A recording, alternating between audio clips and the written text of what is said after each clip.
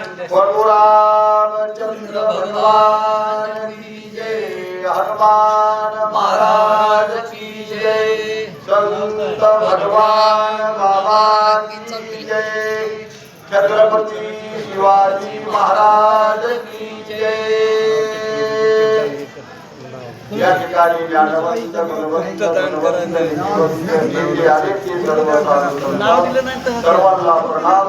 वंदके हे पायावरी या वारकरी म्हणता पवित्र आणि पावन अति रामकथा मला म्हणता येतं। कथेचा भावार्थ असा आहे, परशुरामचंद्र हनुमंताला म्हणले, जसं आमच्यावरलं संकट निवारण केलं आणि त्याच पद्धतीनं आता जे काय पुढचं कार्य आहे का चंद्रसेनेचं ते सुद्धा त्वाच निवटायचं।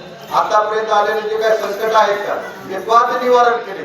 आता पुढचं सुद्धा चंद्रसेनेचे जे काय संकट आहे का, माझं एक पत्नीव्रत भगिनीचं संकट आहे पुढचं, ते सुद्धा त्वाच निवारायचं।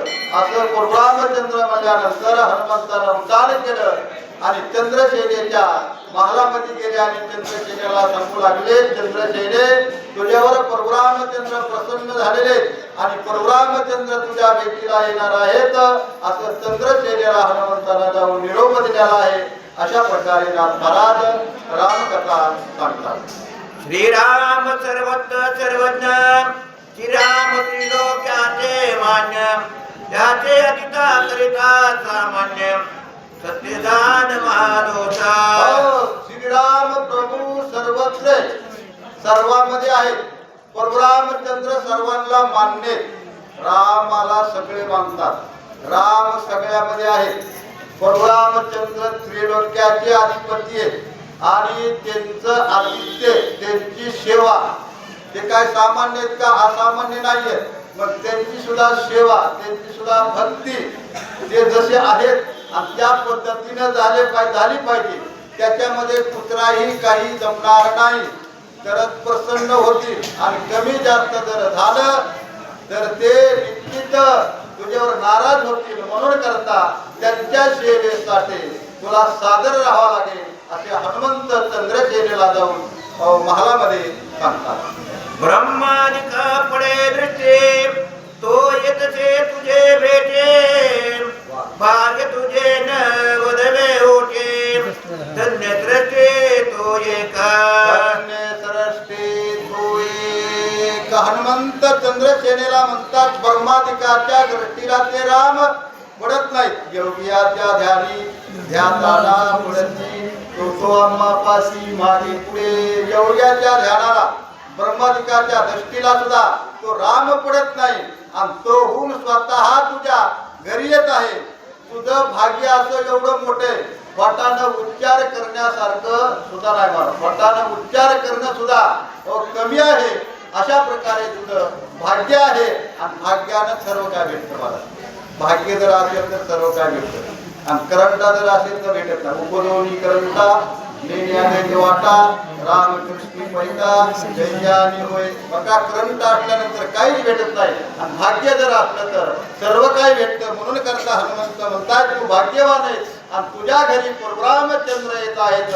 अशा प्रकारे चंद्रसेनेला सांगतात, घरी एक वचनार्थ, शेष करवे सुनिश्चित, अनुमात्र बंगाला श्रीरघुनाथ, उठोनी त्वरित जाईल, उठोनी त्वरित जाईल। हनुमंत चंद्रसेनेला म्हणतात, आता परशुरामचंद्र येणार आहे, मग तुझी इच्छा पूर्ण करणार आहेत आणि त्याच्यासाठी तुझी जी असणारी शेत आहे का उत्तम प्रकारची सजवावी लागेल बरं। आणि त्याच्यात जर काही कमी जास्त झालं तर परशुरामचंद्र निश्चित त्याला क्रोध येईल, राग येईल आणि सेवेचा जर भंग झाला तर परशुरामचंद्र उठून जातील। त्याच्यासाठी तू तयारी आता लवकरात लवकर कर, असे सांगतात। हेरे बरे म्हणून पायी शेत सावरी लवलाही, हनुमंताने तेज समये ब्रह्मन हृदयी आठविला। हनुमंता परशुरामचंद्र लगेच यायलेत का, ताबडतोब येणार आहेत का? हनुमंतानं सांगितलं लागली तर आत्ताच येणार आहेत। आता ज्यावेळेस हनुमंतानं सांगितलं लगेच चंद्रसेना उठलेली आहे आणि आपली जी काय शेत आहे, आपलं जे काय मंदिर आहे ते आता सजवलेलं आहे. तो स्मरताची पातला देते नमस्कारला हनुमंताचे काय आज्ञा करे माते निज भावार्थे पुसता. हो, अशा पद्धतीनं त्या ठिकाणी हनुमंतानं सांगितल्याबरोबर परशुरामचंद्र त्या ठिकाणी ताबडतोब आलेले आहेत आणि आल्याबरोबर जी काय मनाची इच्छा आहे ती मनाची इच्छा आता पूर्ण होणार आहे अशा प्रकारे सांगतात. ऐकुनी बोलले हनुमंते चंद्रसेनाचे मंदिराते तुवा जाऊने गुप्त म्हणते मंचकाते कोरावे. हो, हनुमंतानं चंद्रसेनेला सांगितलं परशुरामचंद्र आता मंदिरामध्ये येणार आहेत. तेवढ्यामध्ये हनुमंताला चिंता लागली. महाराज आता परशुरामचंद्र चंद्रसेनेच्या मंदिरात जाणारे परशुरामचंद्राचं एक पत्नीव्रत म्हणणार आहे. एक पत्नीव्रत परशुरामचंद्राचं कायम स्वरूपाचं राहावं, त्याच्यामध्ये काही बाधा येऊ नये म्हणून करता तेवढ्यामध्ये हनुमंताला भ्रमराची आठवण झाली. महाराज भुंग्याची आठवण झाली आणि भुंगा आपलं निश्चित हे काम करेल.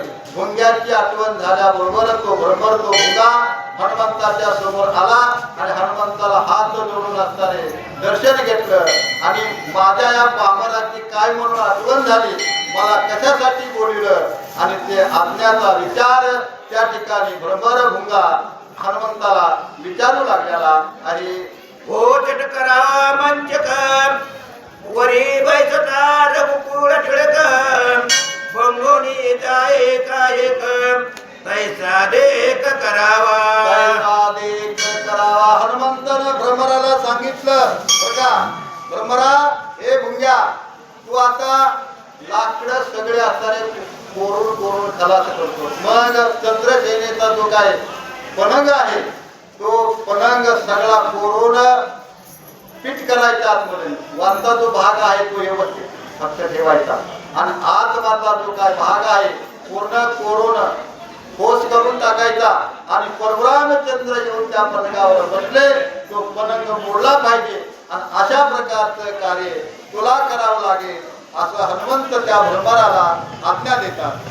आज्ञा म्हणून मधुकर वेगे पावना राज मंदिर पंचक कोरोनी समग्र किंचिन मात्र रक्षिरा. हनुमंताची आज्ञा झाल्याबरोबर तो असणारा भ्रमर चंद्रसेनेच्या मंदिरामध्ये गेला. ज्या ठिकाणी मंचक होता तो मंचक कोरलेला आहे आणि कोरून सगळा तो केलेला आहे.